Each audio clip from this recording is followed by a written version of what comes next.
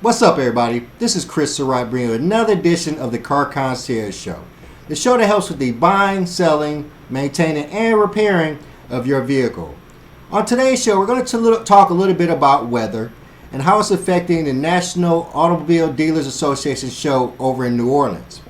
After that, we're going to talk about Stellantis, like we always used to, and how they plan to reopen the Belvidere plant now that Trump is in office. And last but not least, we're going to talk about Trump. We're going to talk about his executive orders and how they're going to affect the automotive industry as well as affect Elon Musk. So let's jump right in. The National Automobile Dealers Association show is happening this week. It's supposed to start today. I planned to go, but I got other stuff to do. You already know. But it was supposed to start today, but because of some foul weather happening over in New Orleans, they had to reschedule some stuff. So we're going to read that story real quick and talk about this weather that's crazy nowadays. All right, so of course we're going to head over to automotive news, our favorite place to get our automotive news. NADA show adjusts make meeting schedule after travel delays. I don't know if they wrote that right, but okay. This is by Nick Bunkley, and it was written January 22nd. That would be today.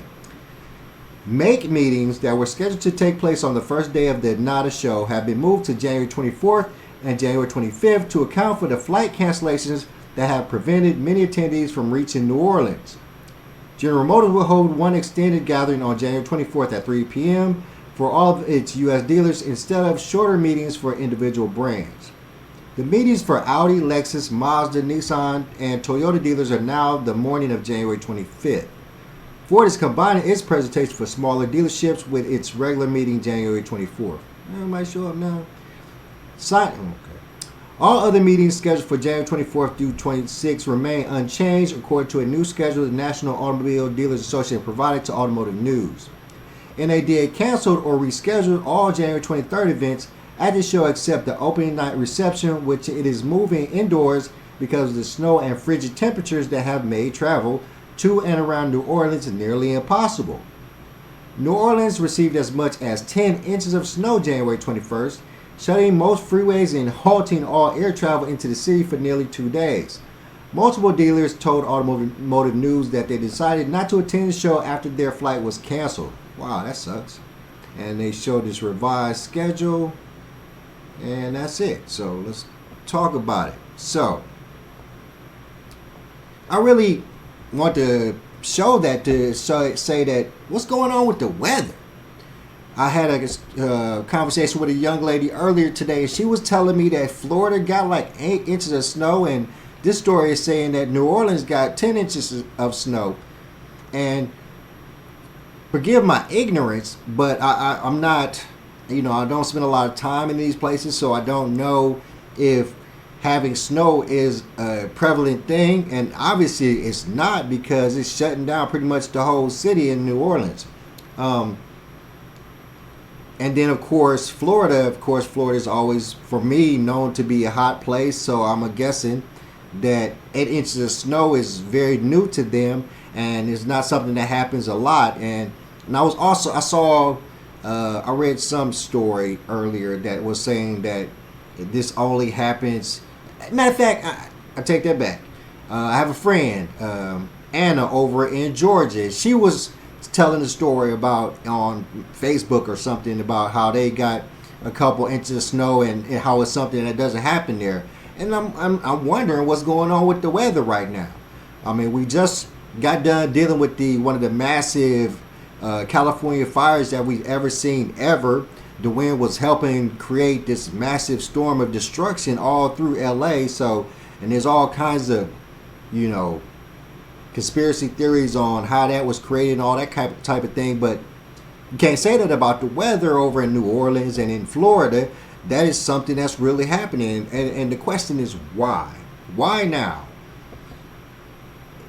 It's hard to understand when change happens, specifically for weather situations, which, are pretty steadfast unless you believe in global warming and you start a conversation down that deep rabbit hole of talking about global warming and the changes in the weather in these places, and getting snow where you're not supposed to get snow, and it being too hot in places that it doesn't really get hot. So I mean, it's really feeling like the conversation of global warming is going to start to pop back up, start to be a thing, because we're just seeing a lot of weather anomalies that we don't see a lot. And I'm specifically speaking about this Florida situation and the New Orleans situation, which is affecting the NADA show. So it's weird. It's definitely something that I don't think it's not something that we would cover per se, but it's something that somebody definitely should, because it's weird. That's why somebody should cover it. It's weird that Florida is getting 8 inches of snow and they've never had a situation. And this is just a conversation I had with a young lady earlier today. So I didn't really proof my information, but what the young lady was stating to me was that they got 8 inches of snow. It's extremely abnormal. If they got snow at all, it would just be that dust up snow, which would lightly dust up. They've never had a situation, or not, I don't know about never, but it's rare that they have a situation where they get over 8 inches of snow. And of course, it's got to be also true over in Georgia, because that's where Anna is, and over in New Orleans, because they're having all these issues because of the snow. And like I said before, I'm from Indiana, so 10 inches of snow, 8 inches of snow is normal. You still moving around, you still got things to do. I mean, I'm about to be back in Indiana next month, and I expect, matter of fact, not expect, pray that they have like 8 inches of snow, because I use that as motivation to stay out here in California, because that's what the biggest thing you don't like about Indiana is the weather, the cold weather. But but I love snow, in moderation. So let's keep going. Stellantis. We haven't did a Stellantis report in a little while. They've tried their best to stay off the radar, as it were, since they got rid of Carlos Tavares and moved on. They haven't hired his successor yet. They're doing it team style right now. Just have a whole bunch of executives working together to try to get things done. And this next story, I really think, is more of a story on them trying to make Carlos Tavares the scapegoat and to make things start to pop because Trump is in office. So let's check out this story real quick about them, Stellantis, quantifying that they're going to reopen the Belvidere plant. Our top story, the Belvidere assembly plant will reopen. Today, Stellantis announced plans to build a new vehicle here in the state line. We sent Eyewitnesses reporter Blake Dietz to check it out. He spoke with local United Auto workers. And Blake, the reception to this news was welcomed. Yeah, that's right, Wendell. And it was also met with cautious optimism. UAW Local 1268 President Matt Franson tells me while this is a step in the right direction and creates excitement about the future, there is still more work to be done. They're going to put the truck in Belvidere. Let's get moving. Stellantis promises once again to reopen the idled Belvidere assembly plant, confirming a new mid-size pickup truck will be made starting in 2027, bringing back 1,500 union jobs. As far as economic prosperity for Belvidere, city of Belvidere, it's huge. It's everything. In 2023, the car company announced it would invest nearly $5 billion to restart the Belvidere plant. Then, news came out it may not happen. And now, new optimism. I'm excited, but we're back to square one again. Back in October of 23, the contract listed out 3 items that we were getting. Now we've got the agreement that we're getting a truck, That was the original deal. Last November, local union workers voted to authorize a strike against Stellantis, alleging the automaker had failed to honor those original commitments. UAW 1268 President Matt Franson believes that strike, along with the resignation of Stellantis CEO Carlos Tavares, helped move discussions in the right direction. It's sparked that conversation. It wasn't a strike. It was Trump, and it was Stellantis understanding that if Trump, the way Trump has been talking and the way Trump has been moving and the executive orders he's signed, and then the what he said in the what we're going to review here in a minute, it's all going to put Stellantis at a point where they know that they're going to have to survive here in America. They understand that they're going to have jobs here, and I would beg to say that this wouldn't have happened if we had elected Kamala Harris. I don't know that for a fact, but I don't think it would. I mean, it's the strength, I believe, that it's the strength of Trump and the power of his words and his executive order situation that has pushed Stellantis to do this, just to appease him to some degree. That sounds bad, but it is what it is. Before the company, the International Union, us down here, there was no discussion, there was no communication. Now they're having that communication and things are starting to get done. However, as right after Trump became president, crazy, right? Franson points out, commitments are just words until real action is seen. We've been here before, and until we see things moving, I don't think anybody's going to be at ease. We don't truly become at ease until we're back in that plant, or we've got more people in that plant than we got out, starting to get ready for launch and pilots and stuff like that. So right now, we'll wait and see what details come out. Now, Stellantis' original plans also included a parts distribution hub and an electric vehicle battery plant here in Belvidere. But Franson says they haven't been given any information about those just yet. Wendell? All right, so of course, and it's such a fantastic idea that the gentleman is meeting this with a lot of skepticism. It really could just be a smokescreen for Trump, because they know that, and then you have to listen to the story. All this movement happened when? Just now. It's all new movement. It's all after he's won the election and said all these things about what he's going to do with the automakers in the U.S. and how he's going to move about. They know that they knew to some degree that they were going to have to meet some of the demands that they set forth in the contract that they did a long time ago with the UAW.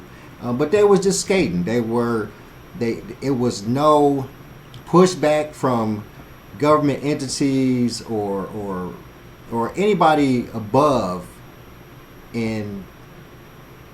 there was no pushback from Biden or any of those people when Stellantis stepped in and said, hey, y'all haven't met these guidelines, so we ain't going to open up the Belvidere plant. Nobody said nothing. Not Biden, not Harris, nobody. Nobody said anything. And now that Trump is talking hard and swinging his fist and letting y'all know that he's going to make massive changes in the U.S. automotive industry, they step in right away like, hey, let's do this because we promised to do it anyway, but this dude probably gonna make us do it, so let's go and do it so it look like we're doing the right thing. So that's why they have to be skeptical. That's definitely why they have to just mind their P's and Q's, because this, like I said, it could be just a smokescreen. It could be a situation where they're just saying the right thing to appease the right people until they make their real move. And you know what I think?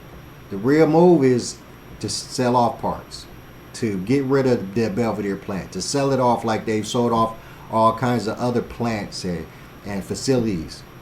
So I still truly believe that Stellantis is just a corporate raider, and that they are just out to take our U.S. automakers and then chop them up into pieces and sell them off into pieces and make the profit off of that.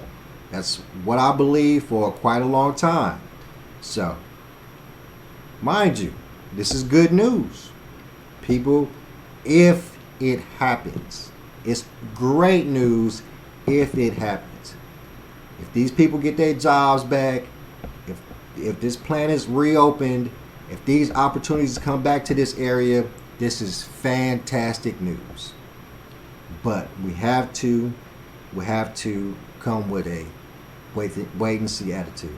We have to come with a wait and see attitude because they let us down before.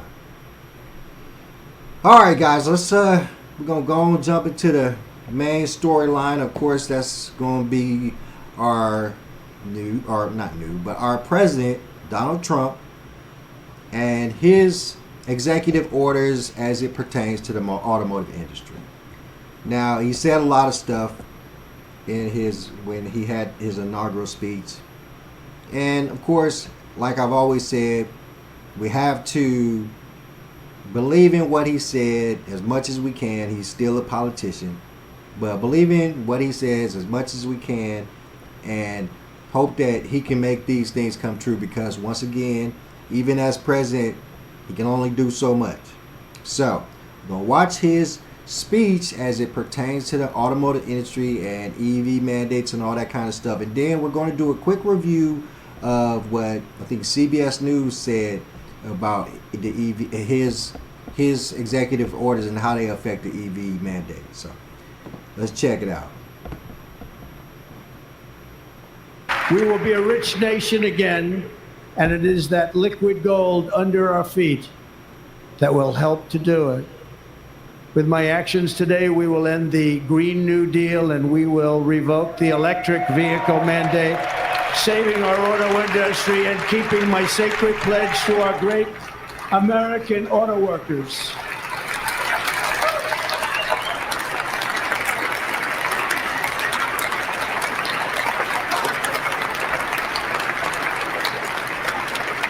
In other words, you'll be able to buy the car of your choice. We will build automobiles in America again at a rate that nobody could have dreamt possible just a few years ago. And thank you to the auto workers of our nation for your inspiring vote of confidence. We did tremendously with their vote. I will immediately begin the overhaul of our trade system to protect American workers and families. Instead of taxing our citizens to enrich other countries, we will tariff and tax foreign countries to enrich our citizens.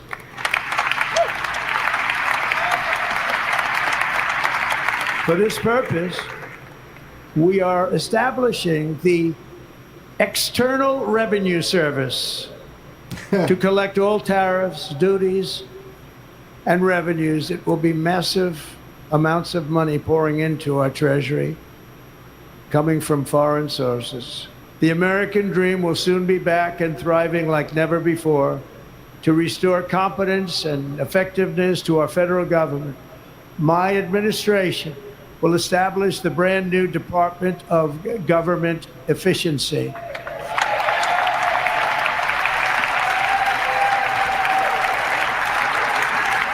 All right, so quick speech, talking about the automotive industry like that's what we talk about. So the important thing in there, of course, is the desire to put tariffs on other countries. And really what it is that the important thing about the tariffs is that it's something that other countries have done to us for quite some time. So it is important that we do this because we want to take control of what's coming into the country. Specifically for us, we're talking about vehicles. Our automotive industries have taken massive hits because, the market share has been dominated with vehicles that are coming from other countries, particularly China. And that is a problem because if we're not making vehicles here, we don't have the jobs for people to make vehicles, so people lose jobs. It's an all-inclusive circle. And the importance of tariffs is to slow down to some degree those vehicles coming in so that we can make it very important, and the concentration being on the building and purchasing of the vehicles that we manufacture here. Now, the key to that is that if we want to have a variety of vehicles for us to purchase and you to have a variety of vehicles to choose from, then of course we have to have a variety of vehicles made here in America. And that's what Mr. Trump's aim is. And I believe that has a lot to do with the EV mandates and the tariffs, because we just have to stop, buying from other countries and not selling to other countries. Because if all you're doing is buying stuff, but you're not selling stuff, then you're losing, because you're giving all your money away, but not making any money in return. Reciprocity, even trade. If you're making money off of us, we need to be making money off you. If we're buying from you, you need to buy from us. And that's what we have to get back to. And that's what has been missing completely in the American conclave, in the ideas of what America stands for. We've become a country that gets everything we can from other places and get it shipped here and pay for the shipping instead of buying the stuff that's made here. And the real reason that is because the cost for most things that are made here in America tends to be more expensive than the stuff that we buy in China. And that's a twofold situation. It's a situation where we've allowed greed to amp up prices on a lot of things, and the situations where the minimum wage changes and all that type of thing, and how jobs are viewed. So that's a bigger storyline or issue in itself. But what we have to do is, of course, make things affordable. And what tariffs would do would make the competition for the cost of things more comparable. Even to the point where it'll make things that come from overseas more expensive than things you would buy in America. That is not, I would not say that's the perfect way to do about it, but it's almost the only way, because it's going to be extremely hard, the way the world is, unless you put a lot of regulation on raising the cost of things, and you put a lot more regulation on minimum wage and how much people can charge for labor hours and stuff like that. Until you put a control on that, it's going to be hard to control the cost of things, the cost of services, and in things in general. But the only caveat would be that the tariffs would force things from other countries to be more expensive, and then force you to have to make the choice of if you want to buy from China or if you want to get something here in America. And the hope is that you would rather get something here in America, and specifically if it's the same product. So it's just one of those things. It's hard to. I totally understand tariffs, and I understand it. I think it's the right way to go. I definitely think there's got to be way more reciprocity when it comes to import and export. So that is definitely something that has to happen. I totally understand the EV mandate. I don't think that it's going to go away per se, because Elon Musk is right there with the DOGE, and he's right there with Trump. So I know they have to have some discussions on the importance of the EV mandate and the importance of making it a situation where EV vehicles are more affordable for Americans, because you're not going to be able to stop the EV revolution. You're not going to be able to stop that snowball anytime soon. So you have to jump on that bandwagon, definitely. And So what I really believe is that Trump is going to, of course, get rid of the EV mandate, but then turn around and come back with the Trump EV mandate. And that's pretty much what most presidents do. They'll come back with, they'll have Obamacare and they'll get rid of it and have Trump care, stuff like that. I think that's pretty much what we're talking about. And it's going to be interesting, specifically because Elon Musk is right there with Trump. So that's why I definitely believe that the EV mandates will come back. They'll be changed a lot, and I think Elon Musk probably will have some input on how they change and what they're considering. But I also believe that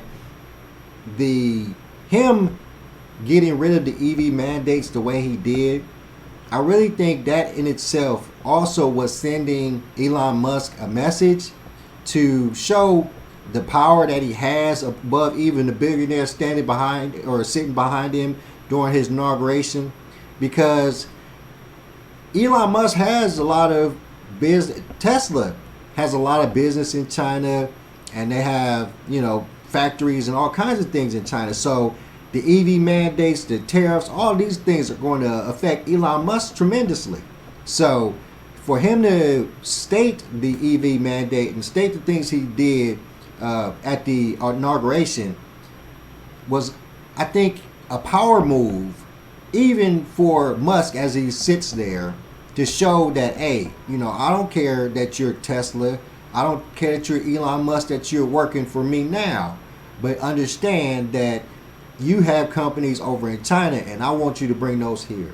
I really believe that to some degree we're going to see some Tesla factories pop up here in America, because with all of the stuff, with all of the factories and all the parts that Elon Musk gets for his Teslas from China, Trump is going to demand that he bring some of that stuff over here. That's too much money over there, and then shipping all these Teslas over to America and making all this money off of us, and only the people over in China are making that factory money. This is a power move, and he's demonstrating to Musk that he doesn't care that you're the EV king, but the EV mandate's going away and I'm going to control it. I'm going to change it. The tariffs are going to be there. We're going to have these tariffs over China. I know you got parts of stuff over in China. I don't care. But you too are going to have to make a move. Okay. So real quick, we're going to check out CBS News and see how they see or think about what Trump said when it comes to the EV mandate. Americans may soon feel the effects of President Trump's executive actions, and they could impact the type of car people choose to drive. One of the orders will eliminate what Trump calls an electric vehicle mandate and could also end subsidies for EVs. In his inaugural address on Monday, the president said he expects his moves on energy to bring down costs. The inflation crisis was caused by massive overspending and escalating energy prices, and that is why today I will also declare a national energy emergency. We will drill, baby, drill. For more, let's bring in Joanne Muller. She's transportation correspondent at Axios. Thank you so much for being here. So what does Trump mean when he says there's an EV mandate? Well, there's not really an EV mandate, but the regulations are written in such a way, they're strict enough that companies can't comply with them without making more EVs. And so, President Biden had a goal of 50% EVs by 2030, and President Trump has said, no, we're not doing that. He revoked that order, and he also halted the spending of money for electric vehicle chargers, for a national network of chargers. So those are the two things he's done so far. But he is clearly setting the tone that things are going to be different now. So if you drive an electric car right now, you're eligible for a tax credit as much as $7,500. Will that end? We think that will end. It has not yet, but we certainly think that President Trump will do that. He has talked about doing it, which, the effect of that is it will make electric vehicles, which are already pretty expensive, even more so. So we would expect that to soften demand for EVs. The other thing, and very importantly, that he has not yet done, but we expect him to do, is to roll back the emissions targets for car makers. These are tailpipe emissions.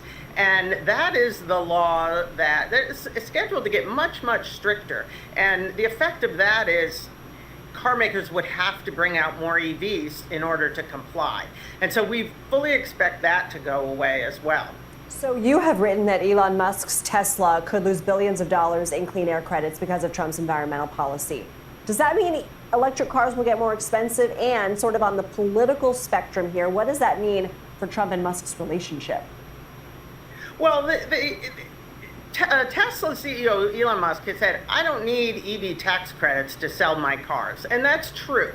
But what I'm talking about here are for all the other companies that cannot comply with the law, they have to buy credits, emissions credits from Tesla, who complies with every single car that they built. And so Tesla brings in billions of dollars that they make from other automakers just for trading credits. And if the regulations become more relaxed, the pressure is off those other car makers, they don't have to buy as many credits from Tesla. So that is a source of revenue for Tesla that represents about 40% of their profit, frankly, in last quarter. What else are you watching for in your world? Well, I think, there's a wild card here. We forget that the auto industry is a global industry, right? And so no matter what happens with this policy whiplash that we're seeing in the United States, these companies are still competing on a global scale, and all eyes are on China because Chinese car makers are heavily subsidized. Therefore, they use a lot of those things as cost advantages, and they can bring out electric cars, very, very good ones, I will add, that are way cheaper than the U.S. car makers can do. And so the pressure is on for car makers to figure out how to compete with China, even if they don't have the support of some of these EV credits, in particular manufacturing tax credits that they have currently to build plants in the southern U.S. Joanne Muller, thank you for your time. You bet. Thank you, Lindsay. All right, so yeah, it's going to get really interesting in the automotive industry. It's going to be a really up and down question on, the tax credit for the EVs. They definitely don't. There's going to be a lot of movement when it comes to this. Like she said, a lot of movement when it comes to Chinese automakers. They've been trying to put a foothold in the global automotive industry for quite some time, and they've been doing a great job of it. But let's face it, they've been doing a great job of it because most of them are subsidized by the Chinese government. So that helps out a lot. You just don't understand how much that helps these companies when it comes to affordability. And then, of course, you get those situations where they still say that they might be using some slave labor and stuff like that. We don't know. But that is the consensus, and we have been seeing a lot of leaked stories about that. So there's a lot of reasons. We understand that there's a lot of reasons why Chinese EVs, Chinese products in particular, could be cheaper. The main reason is government subsidies, and it's kind of, I feel like it's kind of the way that Trump is kind of going to go with when it comes to the U.S. automakers. Not so much as subsidizing them, but assisting them by limiting their competition. That's what it's about. Tariffs, all of these things are built around the idea, I think, are built around the idea of limiting the competition and that the U.S. automakers have. Now, I would see that he's not saying that the companies that have factories and building cars here in the U.S. are a competition. If you're building cars here, then you're selling cars here, and we're cool with it. Trump's cool with it. But if you're only getting your car shipped here to the U.S. and sold to our U.S. buyers without any reciprocity, then that's where we're going to have a problem. That's where Trump is going to have a problem. So I feel, and I still think that just like Stellantis, it's going to be a good thing because we're going to see companies bringing factories back, building factories to build parts for their vehicles here in the U.S. And that's what we need. That's what we desire. And that's what we hope that Trump can bring for us. All right, guys, I'm out of here. This is Chris Surratt. Thank you for tuning in. Please like, share, subscribe, and I'm out. Peace.